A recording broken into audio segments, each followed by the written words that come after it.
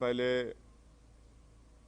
Greater Hyderabad municipal corporation की आवाम को, वहाँ के तमाम वोटर्स को, राय दहिंदगान को अपनी जानिब से उनका शुक्रिया अदा करता हूँ कि उन्होंने पोलिंग के दिन निकलकर अपने अपने वोट का इस्तेमाल किया, बावजूद इसके कि अभी भी पूरे मुल्क में और हर जगह पर कोरोना वायरस चल रहा है।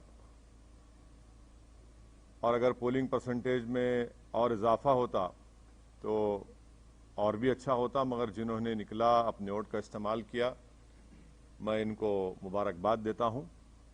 और क्योंकि उन्होंने हमारी जमहूरियत को मजबूत करने का और जो आवाम को एक मौका मिलता है 5 साल में एक मरतबा अपने वोट को डालने का, उन्होंने उसका इस्तेमाल किया।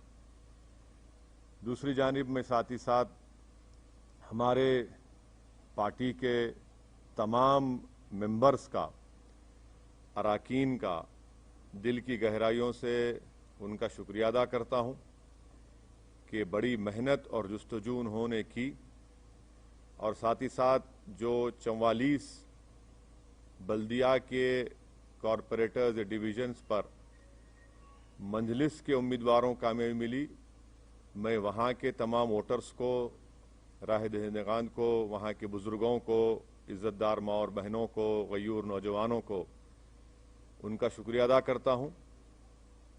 और साथ ही साथ मैं ये बताना भी चाहूँगा कि MIM की जो कामयाबी हुई है, 5 साल पहले भी हमारे पास 44 कॉरपोरेटर्स थे, और जब हम 60 म्युनिसिपल वार्ड्स पर इंतखाबात में हिस्सा लिया था, अब के बार हमने 51 म्युनिसिपल डिवीजन्स पर हमने इंतखाबात में हिस्सा लिया, और उसमें से हमने 44 म्युनिसिपल सीट्स पर कामयाबी हासिल की। मैं हमारे तमाम पार्टीज़ के MLAs का, पार्टी के ब्रांच प्रेसिडेंट्स का, बूथ प्रेसिडेंट्स का, इन सब का शुक्रगुजार हूं कि हम तमाम ने मिलकर टीम वर्क की, और ना सिर्फ इलेक्शन कैंपेन के दौरान बल्कि MIM पार्टी साल के 12 महीने अवाम के दरमियान में रहती है, और उनके दरमियान में रहकर उनके अच्छे में, उनके बुरे में, उनकी तकलीफ में, उनकी खुशी में उनका साथ देती है। इसीलिए कि हमारा ये कांस्टेंट अवाम के दरमियान में रहना, उनसे मुलाकात करना, अवाम को दस्तयाब रहना, या जिसको अंग्रेजी में कहते हैं एक्सेसिबल रहना, वो भी हमारी कामयाबी में एक बहुत बड़ा रोल अदा किया। साथ ही साथ जब 3 महीने लॉकडाउन था, उस दरमियान में MIM पार्टी की तरफ से लॉकडाउन में गरीब अवाम की खिदमत करना, उनमें तमाम रेशन किट्स को उनमें जाकर उनको पहुंचाना घर तक, पेशेंट्स जो बीमार पड़ रहे थे उनके लिए अस्पताल में इंतज़ाम करना, और फिर जो हैदराबाद में 100 साल के बाद इतनी ज़्यादा बारिश आई, उस 2-3 दिन के अंदर जो MIM के तमाम जिम्मेदारान ने मेहनत की और बाद में हमने उनको जो रिलीफ पहुंचाया, यकीनन वो भी इसमें बहुत बड़ा रोल अदा किया। बहरहाल मैं तमाम अपने पार्टी के जिम्मेदारों का, और ये हमारी कामयाबी पूरी में हमारे पार्टी के मेंबर्स को क्रेडिट जाता है, और उन तमाम वार्ड्स के वोटर्स को क्रेडिट जाता है। MIM पार्टी ने 51 म्युनिसिपल सीट्स पर कंटेस्ट किया, और आप जानते हैं कि हैदराबाद पार्लियामेंट कॉन्स्टिट्यूंसी में हमने 44 डिविजन्स में से 34 पर कंटेस्ट किया, और 33 म्युनिसिपल वार्ड्स पर हमको कामयाबी मिली। मैं फिर से कह रहा हूं कि हैदराबाद पार्लियामेंट्री सेगमेंट में 44 म्युनिसिपल डिवीजन्स हैं, जिसमें से MIM ने 34 पर कंटेस्ट किया और 33 पर हमने कामयाबी हासिल की। ये 5 साल पहले भी ऐसा ही था। दूसरा, सिकंदराबाद में हमने 12, सिकंदराबाद पार्लियामेंट कॉन्स्टिट्यूंसी में 12 म्युनिसिपल वार्ड्स में कंटेस्ट किया, और 9 म्युनिसिपल डिवीजन्स पर, 9 म्युनिसिपल डिवीजन्स पर अल्हम्दुलिल्लाह हमको कामयाबी मिली। वैसे ही हमने 3 municipal wards Malkajgiri parliament segment में हमने इंतखाबात में हिस्सा लिया, हमको कामयाबी नहीं मिली। 2 म्युनिसिपल डिवीजन हमने चिवल्ला पार्लियामेंट कॉन्स्टिट्यूंसी में हमने लड़ा और दोनों पर हमको कामयाबी मिली। तो मैं फिर से अल्लाह सुब्हाना व तआला का शुक्रगुजार हूं कि परवरदिगार ने हम पर बहुत बड़ा रहम और करम किया और हमारी पार्टी को, इन गरीब आवाम की दुआओं को कबूल किया और हमको कामयाबी से हमकिनार किया। हमारे जो 44 सीट थे, अल्हम्दुलिल्लाह हमने उसको रिटेन किया और जो 7 म्युनिसिपल वार्ड्स पर हमको कामयाबी नहीं मिली, उसके ताल्लुक से हम लोग बैठेंगे, बात करेंगे। मगर मैंने हमारे तमाम जीतने वाले जितने भी नए नौ मुंतखब शुदा या न्यू कॉरपोरेटर्स हैं, उन सब से मैंने बातचीत की है और उनसे मैंने कहा कि भाई साहब, कल से आप लोग तमाम अपने काम का आगाज शुरू कर दीजिए। हमने जो आवाम से वादे किए थे उसको पूरा करने का कल ही से वक्त शुरू होता है। और साथ ही साथ मैं बताना ज़रूरी समझता हूँ आप तमाम को कि पुराना पुल डिवीज़न से राजमोहन चौथी मरतबा MIM पार्टी के म्युनिसिपल कॉरपोरेटर के तौर पर जीते हैं। कारवान से हमने स्वामी यादव को टिकट दिया था राजेंद्र यादव साहब की जगह पर, उनको कामयाबी मिली। तो ये हमारी परफॉर्मेंस था जिसको मैं समझता हूं कि मैं इससे मुतमईन हूं। और हमारा जो, अगर आप बोलेंगे कि स्ट्राइक रेट है 51 म्युनिसिपल वार्ड्स में, ये हमारा मैं समझता हूं कि सबसे बेहतरीन स्ट्राइक रेट रहा है। अब आपका जो बुनियादी सवाल होगा कि बीजेपी भी जीती, यकीनन बीजेपी जीती है और ये अवाम का फैसला है और हमारी कोशिश ये होगी कि हम जमहूरी तरीके से बीजेपी से मुकाबला करेंगे और हमको पूरा यकीन है कि इनकी बढ़ते हुए कामयाबी के कदम को इंशाअल्लाह ताला हैदराबाद की आवाम, बल्कि पूरे तेलंगाना की आवाम इसको रोकेगी। और मुझे ये भी कहना पड़ेगा कि तेलंगाना में जब असेंबली के इंतखाबात होंगे, आप देखेंगे कि इंशाअल्लाह ताला ये बीजेपी की जो कामयाबी है, वक्तिया कामयाबी है, ये उस वक्त तक इतनी कामयाबियां इनको नहीं मिलेंगी। और मुझे अवाम का फैसला है, हमारी क्या बोलना चाहिए, हमारी ख्वाहिश के बरक्स फैसला आया बीजेपी की हद तक।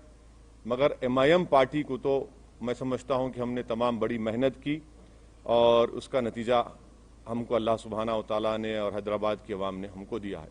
शुक्रिया। सर, आप जब लोकसभा चुनाव में 4 सीटें बीजेपी जीत के आई थी, उस समय भी आपने कहा था कि ये वक्तिया कामयाबी है।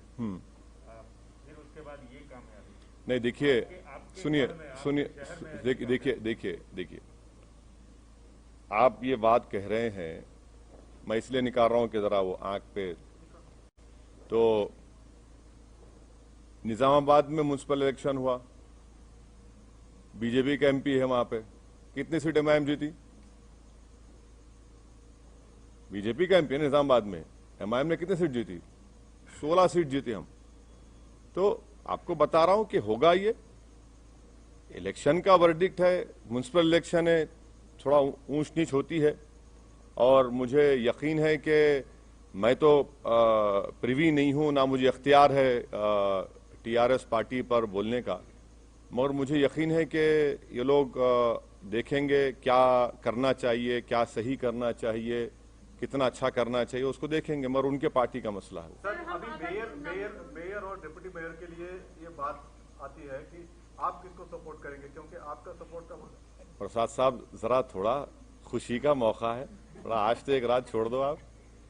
लेकिन बहुत अहम बात है। हाँ बिल्कुल है, नहीं हर चीज अहम है। इतनी बड़ी कामयाबी हमको जो मिली है वो यकीनन एक बहुत बड़ी कामयाबी हमको मिली है और हम फैसला करेंगे, बैठ के बात करेंगे। कल मैं हमारे पार्टी के तमाम जिम्मेदार हजरात से मैं उनसे बात करूंगा, उनसे मशवरा करूंगा, उनकी राय हासिल करूंगा, उसके बाद हम कोई फैसला करेंगे। यकीनन हमको फैसला करना है, हम करेंगे। सर, योगी आदित्यनाथ ने ये कहा है कि भाग्यनगर का भाग्योदय अब शुरू हुआ है और JP नड्डा ने भी ये कहा है कि 2023 में बीजेपी की सरकार होगी, KCR की करप्ट सरकार को हम निकालेंगे। तो आप उस पर कैसे देखते हैं? अब जाहिर है ये तो इस तरह की बातें करेंगे ना भाई। जहां पर योगी आए थे क्या हुआ, टाइम हो गए।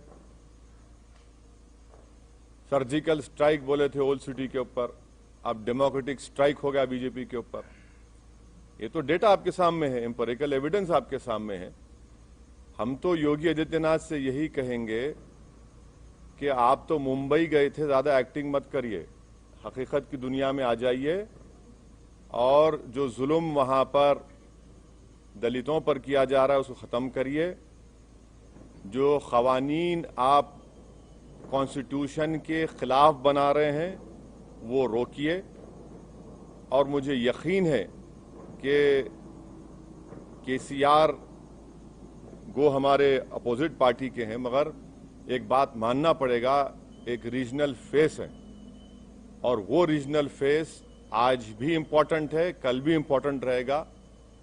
और थोड़ा सा अगर वो लोग जो भी उनके चीजें सही करना है कर लेंगे तो he still a very important and I am sure कि केसीआर जो है वो बीजेपी के ऊपर बहुत बड़े भारी पड़ेंगे आने वाले वक्त में। तो क्या आप उनको सपोर्ट करेंगे अगर मेयर की सीट चाहिए तो?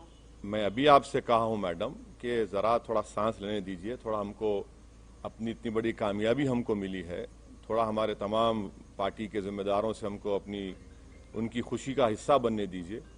और कल सुबह में हम तमाम पार्टी के हमारे जिम्मेदारों से, एमएलएज हैं, एमएलसीज हैं, सीनियर हमारे पार्टी के लीडर्स हैं, उन तमाम से बात करेंगे, मशवरा करेंगे और जो भी फैसला होगा आप तक पहुंचाएंगे। सर, आपने अपने घर हैदराबाद से अपील की थी जब चुनाव प्रचार कर रहे थे कि बीजेपी को यहाँ पर कंप्लीटली रिजेक्ट किया जाना चाहिए, लेकिन आप ही के घर में बीजेपी नंबर कहाँ देखिए, आप लोग नेशनल चैनल पे आपको बड़ी मोहब्बत हो गई असदुद्दीन ओवैसी के, ओवैसी के घर में। मेरे घर में कौन जीता? हम तो कह रहे हैं कि मेरे अंगना में तुम्हारा काम ही नहीं है। अरे ना, आप देखे सुनिए, आप बताइए, चलिए मेरे घर में कहाँ जीते? आपने कहा नहीं आप नहीं, सुनिए एक बात सुनिए। आप जब कह रहे हैं तो आप बताइए कौन सी जगह पर। हम तो जहां योगी गए वहां हराए, जहां अमित शाह आए वहां हारे। आपने कहा था पुराने शहर में सर्जिकल स्ट्राइक करेंगे, हमने कहा डेमोक्रेटिक स्ट्राइक करेंगे, डेमोक्रेटिक स्ट्राइक हो गया। अब नेशनल मीडिया को बीजेपी के बाजा बजाने का इतना शौक है तो बजाइए आप, मगर हमारे कंधे पे रखकर बाजा मत बजाइए। आप खुलकर कहिए कि हम बीजेपी की बैंड पार्टी हैं, हम बाजा बजा रहे हैं। हम आपसे कहना चाह रहे हैं कि हमारे घर में बीजेपी का जो पोजीशन था वो क्या है आप देख लीजिए। हम आपको फिर से कह रहे हैं कि हैदराबाद पार्लियामेंट सेगमेंट में 44 म्युनिसिपल डिविजन्स हैं। 5 साल पहले भी हमने 34 पर लड़ा था, 33 जीते थे। इस बार भी हम 34 लड़े हैं, 33 जीते हैं। अब आप बताइए, आप लोग तमाम माशाअल्लाह से आइंस्टाइन के करीबी दोस्त हैं, मैथमेटिक्स में आप लोग बहुत अच्छे हैं, हम तो वीक हैं, इसीलिए हम पॉलिटिक्स में। आप बता दीजिए कि ये नंबर सही है गलत है। सर आप हमेशा हैदराबाद और तेलंगाना की जो फैब्रिक है, गंगा जमुनी तहजीब है, उसकी वकालत के मद्देनजर आप बीजेपी और फिरका परस्त ताकतों को रोकने की बात करते रहे हैं। उसी के मद्देनजर आप केसीआर को भी सहयोग करते रहे हैं कई चुनाव में, मतलब लोकसभा और विधानसभा में।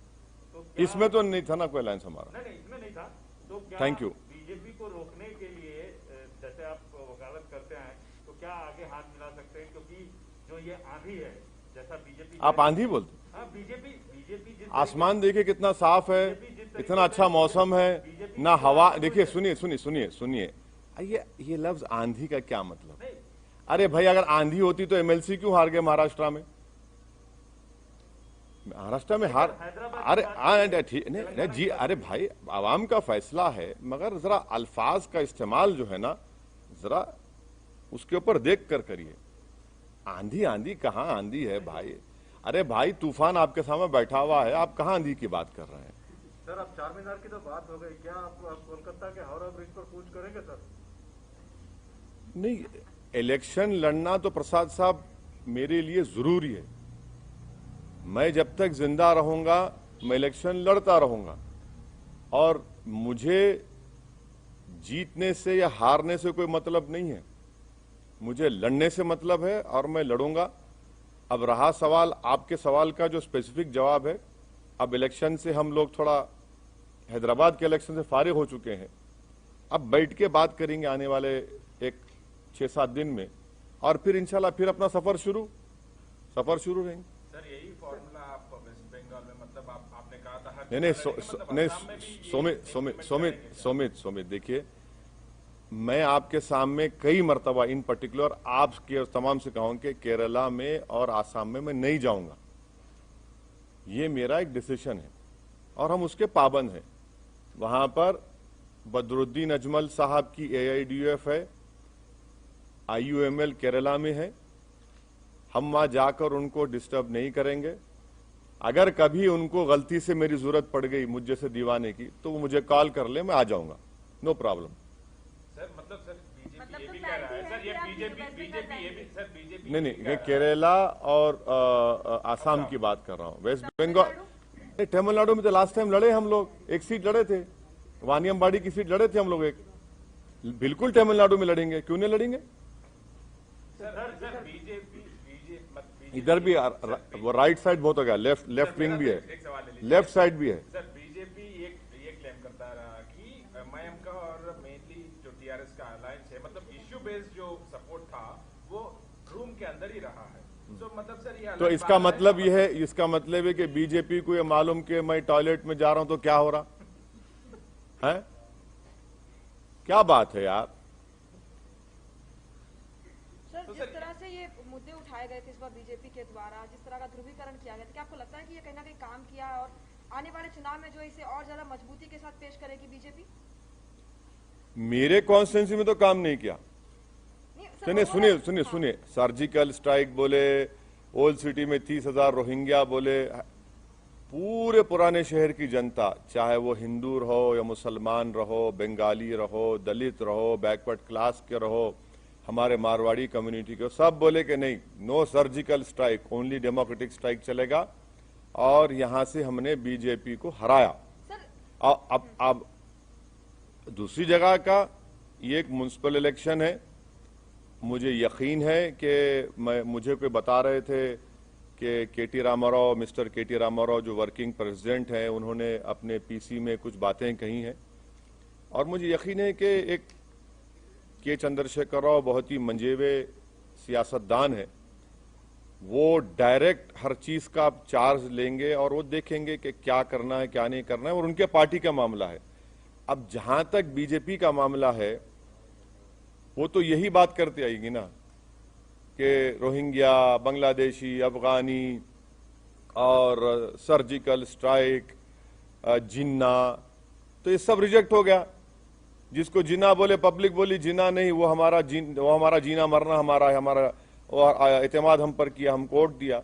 तो ये तो चलता है, बीजेपी की अपनी लैंग्वेज कहां बदलेगी बीजेपी? सर मेरा सवाल ये है कि क्या आपको लगता है कि ओल्ड हैदराबाद और AIMIM को टारगेट करके कहीं ना कहीं बाकी का जो GHMC का इलाका था वहां पर जो, अब देखिए, अब ऐसा है ना मैडम, अब किसी के घर में कल सुबह में भैंस या गाय दूध नहीं देंगी, मेरे को बोल दो आप, मैं जिम्मेदार हूं। सुबह कल मुर्गी पुकारेगी नहीं, सुबह 4 बजे, अरे शायद ओवैसी यहां से गया होगा। अरे छोड़ दीजिए ना, कहने हर चीज में आप लिखिए ओवैसी के घर में ऐसा हुआ, अरे मैं कहां जिम्मेदार हूं? मेरे घर का तो मैं रिकॉर्ड पेश कर दिया आपको, अब दूसरों को बताना पड़ेगा। कब तक आप लोग हमको इस्तेमाल करेंगे? भाई दिल्ली के स्टूडियो में बैठ के ओवैसी, अरे भाई छोड़िए हमको, हमारा रिकॉर्ड सामने है, हम लड़े 51, अगर हम लड़ लेते 80 तो क्या होता फिर? हाँ, ये भी तो सोचो आप। सर बीजेपी का 4 से 45 हो जाना क्या आपके लिए चिंता की बात? हाँ, बीजेपी का 4 से 45 बोले एक मिनट।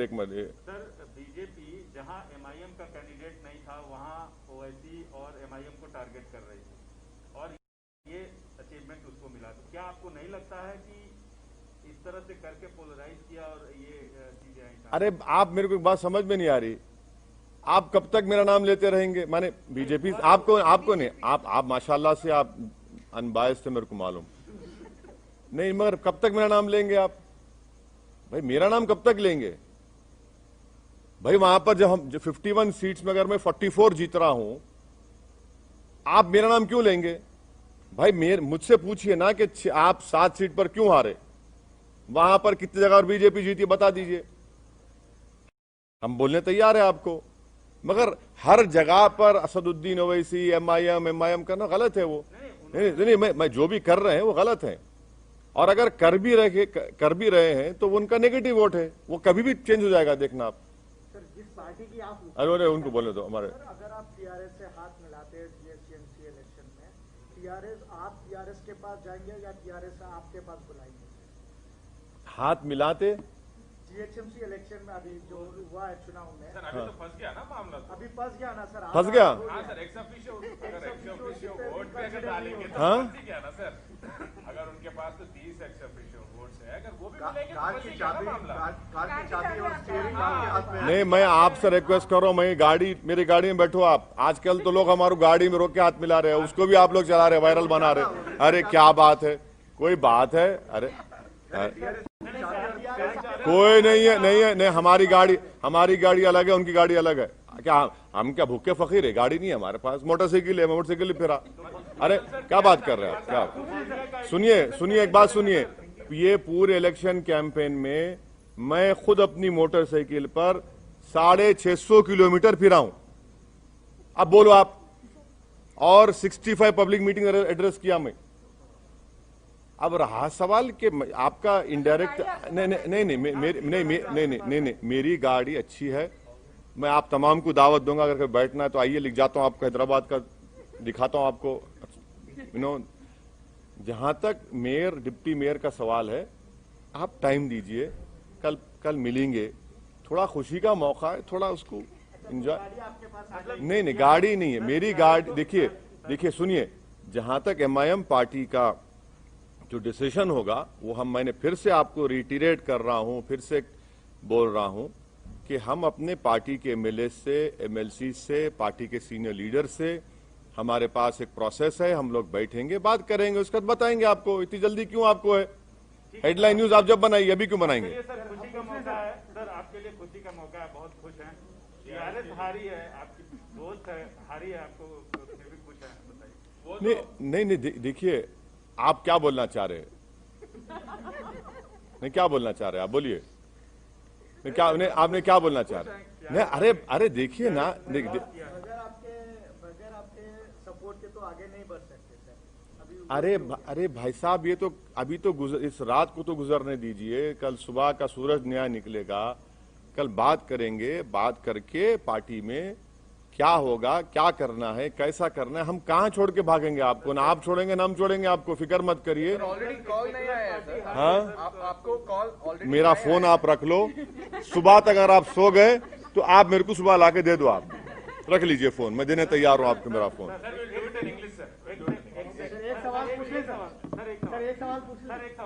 एक सेकुलर पार्टी लॉस की है, उसका आपको दुख है या खुशी है?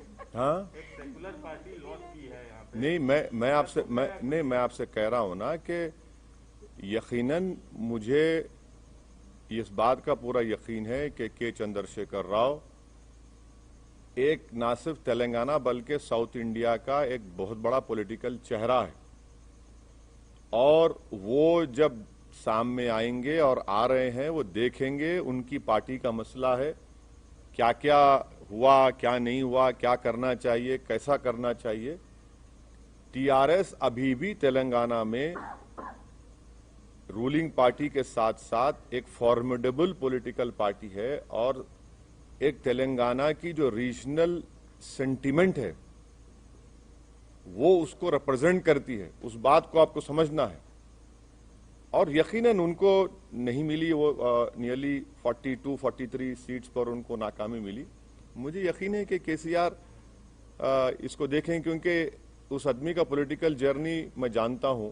जब मैं एमएलए था अकेला असेंबली में, जब से इनको देख रहा हूं, वो देखेंगे। सर जिस पार्टी की आप मुखालिफत करते हैं, सर एक सवाल ले लीजिए। अब ये आप कुछ पूछना चाह रहे हैं मैडम? एक सवाल सर, जिस पार्टी की आप मुखालिफत करते हैं, वो पार्टी जो है 4 से 45 हो जाती है सर। आप असदुद्दीन ओवैसी इस बात से चिंतित नहीं? सर क्या असदुद्दीन ओवैसी इस बात से चिंतित नहीं? अच्छा, इंग्लिश में बोलिए, इंग्लिश में। So today the results of GHMC municipal elections have come out. I want to thank the people of Greater Hyderabad Municipal Corporation and all the people who have come out and voted on the polling day. I was hoping and expecting that the polling percentage would be more higher, but anyway, the people have come out and voted, and I'm very grateful and thankful to them that despite COVID and Corona still being there, they have come out and voted for their respective political parties.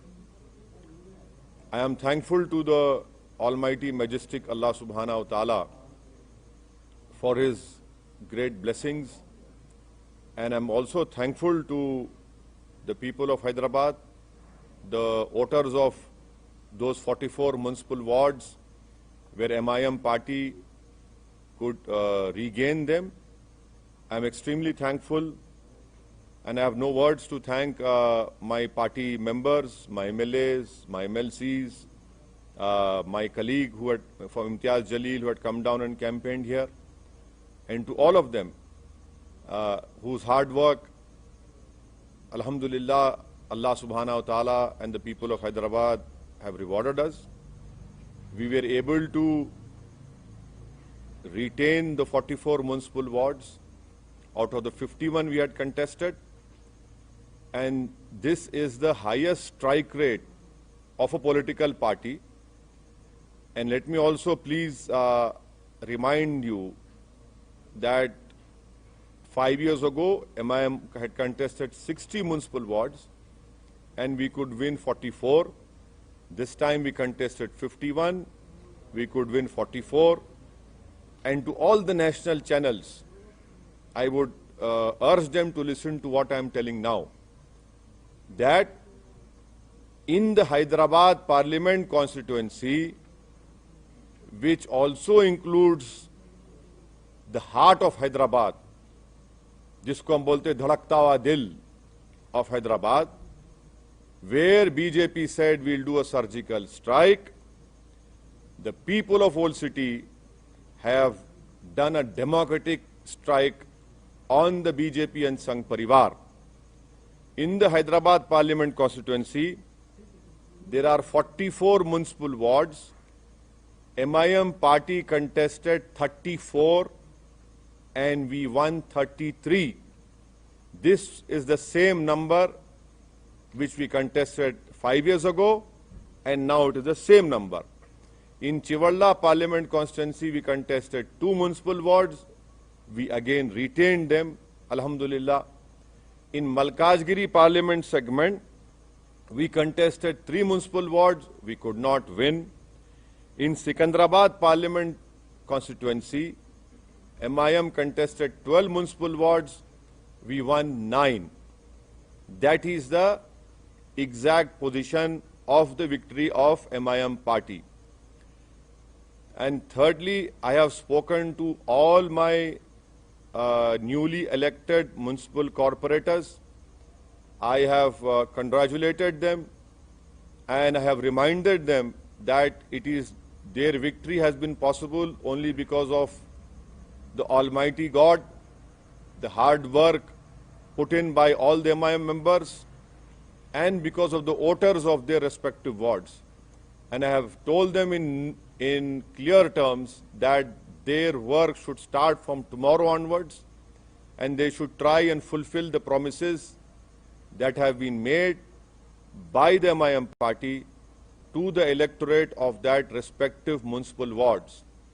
And may I also tell you that this victory also shows that MIM party's continuous work of being in the midst of the common man, representing them, being in their happiness, helping them when they are in trouble, and helping them whenever they required any helping hand. That is why the MIM party could retain 44 municipal wards.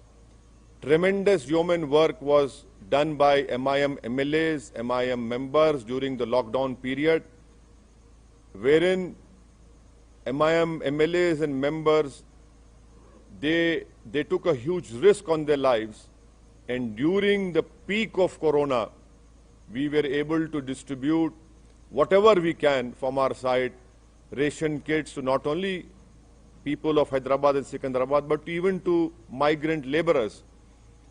And also when the unfortunate floods took place in Hyderabad, those 3 days, the MIM cadre, MIM MLAs, everyone were out there on the streets, on those inundated areas where thousands of houses were submerged in water. We were doing our utmost best, and people have seen that it is the only party in Hyderabad whose offices are open 6 days a week, where MLAs, corporators, MPs sit in front of the people and address them and meet them, and they are very accessible as compared to other political parties. As far as the election of mayor and deputy mayor is concerned, we want to savor this moment of our victory, and we are thankful to the people of Hyderabad. In all humility, I salute them, and I have no words to thank them, but tomorrow I will be meeting my party MLAs, my party MLCs, my senior leaders. We will be speaking to them. I'll be asking for their views and their advice, and accordingly we will take a decision, and definitely we will let you know. So this is what I have to tell you as far as today's electoral verdict of Greater Hyderabad Municipal Corporation is concerned. Sir, as you said, the people have done democratic strike on the BJP party Sangh Parivar. And sir, after massive aggressive campaigning by the big guns like big faces who have landed in Hyderabad city of इतना बड़ा gun यहाँ बैठा हुआ है, तुम्हारे को वही gun दिख रहा है? हाँ, तोप है ये? क्या बात कर रहे हैं आप गन क्या बोल रहे हैं? हम क्या वो है बरमार है? क्या बात कर रहे हैं? अरे क्या, अरे छोड़ दीजिए. देखिए, see, the BJP said that we will do a surgical strike on Old City. The BJP said that there are 30,000 Rohingyas in voter list. The whole campaign was focused on the people of Old City, and the people of Old City have replied to them, have told them that you cannot demean the people of Old City in this way. And they have given a proper befitting reply to BJP, and that is why you see in Hyderabad Parliament constituency, the BJP have lost badly as far as MIM is concerned, and I'm thankful to the people of Old City. And please stop using these terms like big guns, that gun, this gun. What is that gun? This is democracy. Gun will not work. Ballot will work. And that is why, and if you are saying gun, हम कोई कम है क्या? हम भी तो अरे हमको क्या बोलेंगे आप? क्या बोलेंगे? कैनन बोलेंगे?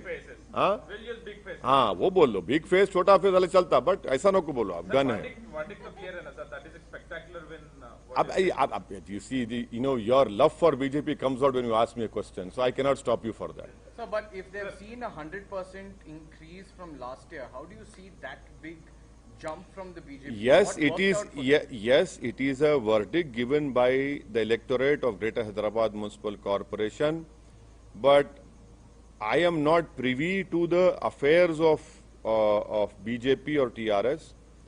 But I can tell you as a student of politics that K. Chandrasekhar Rao is a formidable political face of South India, and he represents the ideology and hopes and aspirations of all the Telanganites, of their regional Telangana feeling, and I'm sure that he will look into all what wrong has happened. And the little I know of KCR, I'm sure that he will rectify those things, and he's still the face of Telangana and its ideology. No, sir, you as an MP of Hyderabad, how do you see this jump? That is what I'm asking, because you have seen this for decades now. So how do you see this jump all of a sudden? See, we have seen these jumping jacks. Jack in the box always happen. Doesn't matter. It has happened, but as far as I am concerned, we have contested 51 seats. So what is that saying? One bird does not make a summer. So it doesn't matter. People of Hyderabad are very sharp, very shrewd, and I'm sure that this is just a one-time victory for BJP in municipal elections, though they can claim everything now because they have won some seats. But definitely in the long run, you will see that things will definitely improve, and their increase, which you are saying, jump and whatever it is, but it will not, it will come down. Sir, well, this formula will be implemented in the West Bengal, as you also said about Assam and Kerala and Tamil Nadu. Just also say that. No. As far as contesting in West Bengal is concerned, I'm free from the elections of GHMC. I will speak to my people from West Bengal, and then we'll decide what is wrong in contesting. You must contest elections. A political party must contest elections. We know. See, I am not afraid of losing elections. I have said this many times, and we'll decide what to do. Anything else? Thank you so much. Good night.